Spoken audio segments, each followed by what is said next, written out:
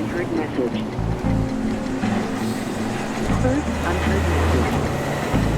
Can you hurry up and start it? This is message already. End of message. To erase this message, press send.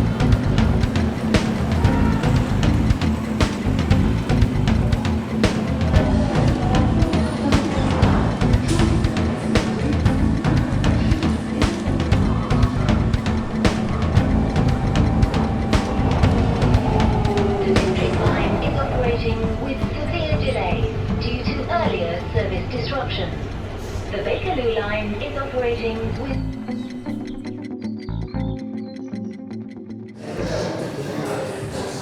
And we can add something. What was that point you made earlier about growth? If you go on the meat, you can see the draft of it. Did you get the facts about first slide through we needed them? And then did you look at the presentation? Yeah, I'm trying to get it. I'm sorry, I need some fresh air. Please stand clear of the closing door.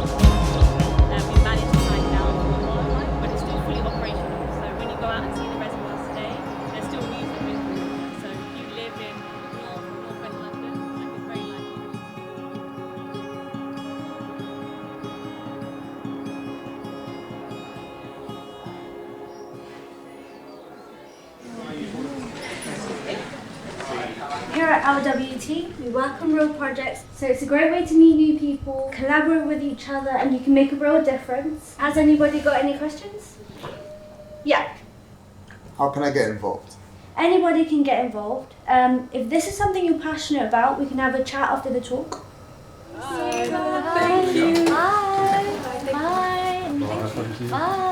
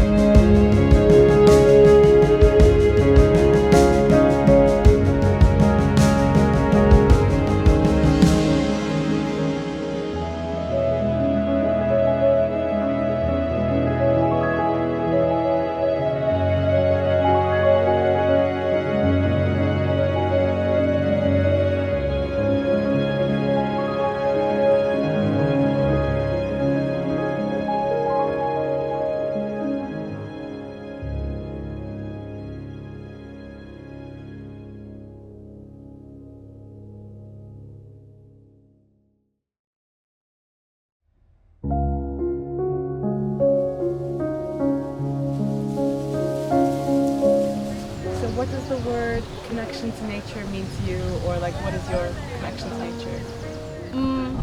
I think connection to nature is something that I think I'm still discovering, just because when I was growing up in like West London I didn't really have that exposure to nature. I'm still scared of a lot of bugs and it's still foreign to me, and I think connection to nature with me means kind of rekindling what I feel like I should have had when I was younger. After I went to uni, I realised that there was a really big gap in the nature connection of like my northern friends who live in the country and my Londoner friends. Being in nature really helped me during my exams and everyday stress. I think connection to nature is something everyone has. It just depends on how prominent or how noticeable it is to you.